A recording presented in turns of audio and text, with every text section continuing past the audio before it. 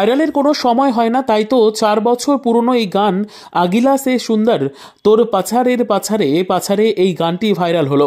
2025 সালের পিকনিকে সবচাইতে ট্রেন্ডিংয়ে থাকা এই গান এটি। অনুষ্ঠান বাড়ি থেকে পাড়ার পিকনিক, মাঠে ঘাটে সব জায়গায় একবার না হলেও এই গানটি বেজে গেছে। পাশাপাশি সোশ্যাল মিডিয়ায় প্রত্যেককেই গানের ভিডিও করছেন।